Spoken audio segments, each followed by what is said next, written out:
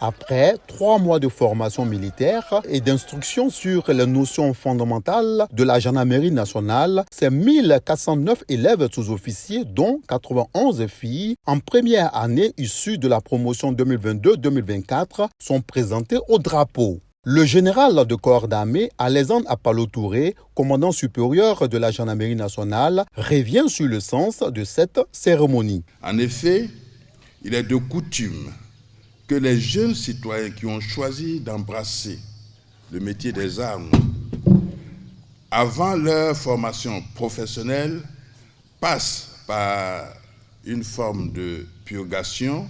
Cette étape décisive et déterminante dans la carrière de tout militaire dénommé formation commune de base marque la période au cours de laquelle les nouvelles recrues s'imprègnent des premières choses qu'il faut connaître avant de se faire appeler véritablement militaire. Le patron de la maréchaussée ivoirienne rappelle également aux nouvelles recrues les valeurs morales et professionnelles à adopter. Vous faites désormais partie de ceux qui ont la lourde tâche d'honorer et de défendre le drapeau national en tout temps, en tout lieu, en toutes circonstances, contre toute forme d'agression, et cela jusqu'au sacrifice suprême, c'est-à-dire la perte potentielle de votre vie. Venus pour soutenir les futurs gendarmes, parents et amis ont été gratifiés d'un défilé pédestre, comme il est de coutume en pareille circonstance.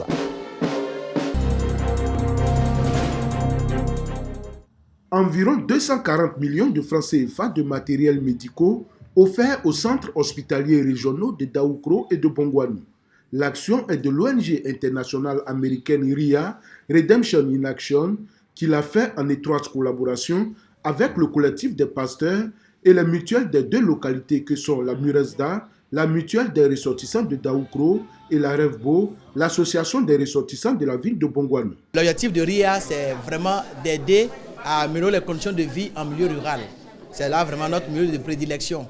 Nous travaillons beaucoup plus avec les populations des milieux ruraux en vue d'améliorer les conditions de vie. Les 2 mutuelles se sont félicitées d'avoir contribué à apporter ces matériels médicaux qui, à n'en point douter, vont renforcer le plateau technique de ces 2 établissements sanitaires. À travers ce geste, il s'agit pour nous de soutenir les acteurs dynamiques engagés pour le combat quotidien qui consiste à arracher les populations des bras de la mort. Les bénéficiaires n'ont pas manqué de traduire leur gratitude à leurs bienfaiteurs. Toutes les régions sont en train d'être affectées positivement par les actions de cette ONG-là. Donc au nom de Monsieur le ministre, on voudrait vous remercier et vous féliciter et vous demander de continuer. Le coordonnateur de l'ONG RIA a souligné que d'autres actions sont également prévues pour améliorer les conditions de vie des populations de Daoukro et de Bongouani.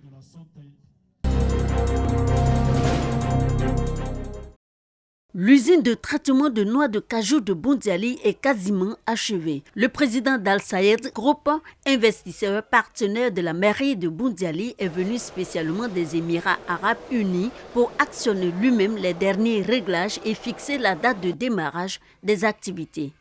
Nous allons commencer les essais de production en août et a priori on commencera la production elle-même en novembre. Nous allons commencer à embaucher des ouvriers et les former et petit à petit on va entrer dans la production et ça créera beaucoup de revenus pour la communauté locale. À partir du mois de novembre 2023 donc, les machines de cette unité bâtie sur 10 hectares se mettront véritablement à tourner pour traiter 50 tonnes de noix de cajou par jour. Fruit de la collaboration entre la commune de Boundiali, conduite par la ministre Maria Toukone, et le géant émirati de l'agro-industrie, va permettre également la création de 16 000 emplois directs et indirects. Nos remerciements vont d'abord à l'endroit de notre fille, de notre sœur, Madame le maire Maria Toukone. Tout ce que nous sommes en train de voir, c'est grâce à elle, c'est grâce à son leadership. Nous sommes contents pour les îles que vous implantez dans notre commune. Nous sommes contents parce que vous allez donner du travail à nos enfants. Nous n'aurons plus de problèmes quant à se poser la question de savoir qu'est-ce qu'on va faire avec notre produit qui est le cajou.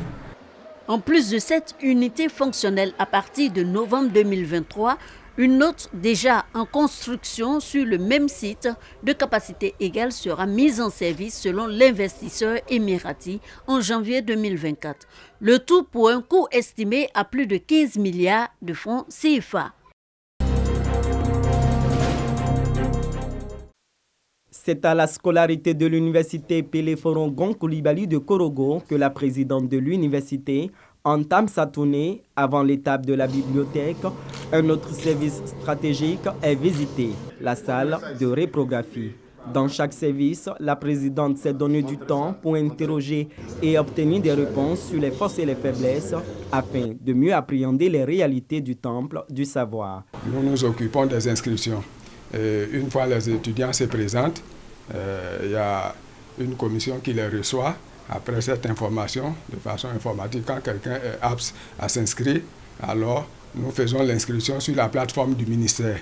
Et après, nous prenons un dossier, nous ouvrons un dossier physique pour tous les nouveaux.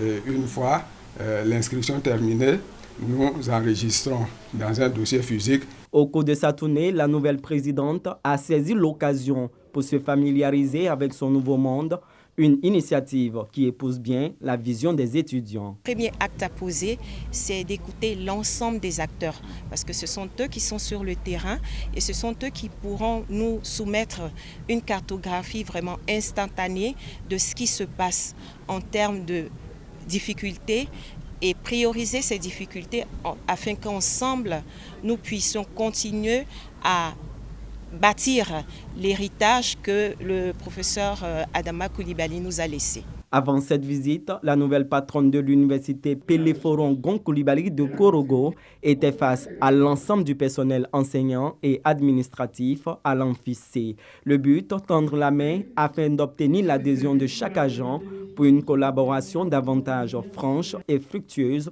au profit du positionnement de l'institution sur l'échiquier national et international.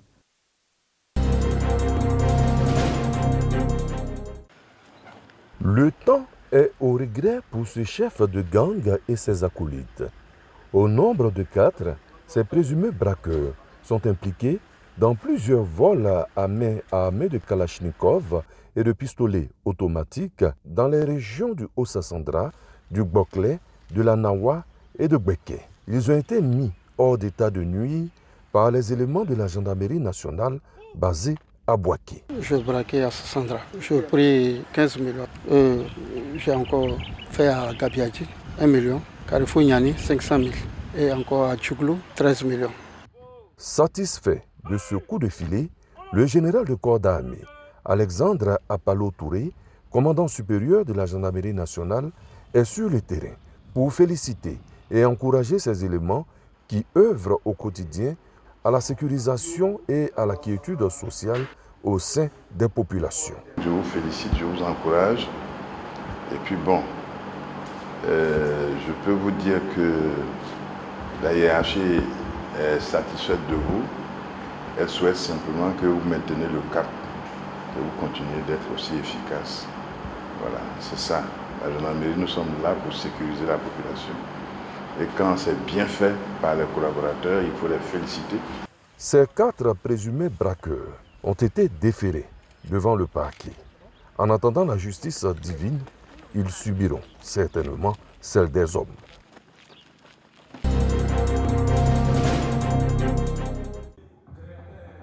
Démonstration de danse et de savoir-faire culturel des écoliers et élèves au centre culturel Jakaka. Nous sommes à la cérémonie de lancement des compétitions finales de la 12e édition du Festival national des arts et culture en milieu scolaire FENACMIS 2023 à Bouaké. Un festival placé sous le haut patronage de la première dame Dominique Ouattara et la coprésidence du professeur Maria Toukoune, ministre de l'Éducation nationale et de l'alphabétisation, et Françoise Remarque, ministre de la Culture et de la Francophonie.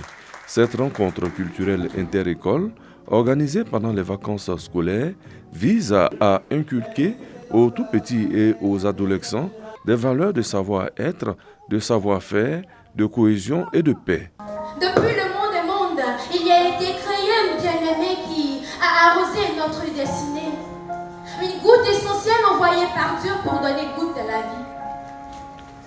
Son image s'installe dans les nuages. Au nom de la ministre Maria Toukone, le préfet de région de Bouaké, Thiofosier, félicite le comité d'organisation de cette compétition qui célèbre les talents artistiques et culturels des apprenants. Participer à l'éducation de tous les enfants de Côte d'Ivoire et faire des arts, de la culture, un leitmotiv pour une école de qualité dont tous les acteurs devraient s'approprier en toute responsabilité. Chers enfants, donnez une place de valeur et honorable aux arts et à la culture dans votre éducation. Un millier de festivaliers composés d'écoliers, d'élèves et d'enseignants prennent part au FENACMIS 2023. 11 disciplines artistiques sont inscrites au programme de cette compétition. Contribution des arts et de la culture à la responsabilisation de la communauté éducative pour une école de qualité. C'est le thème du FENACMIS 2023.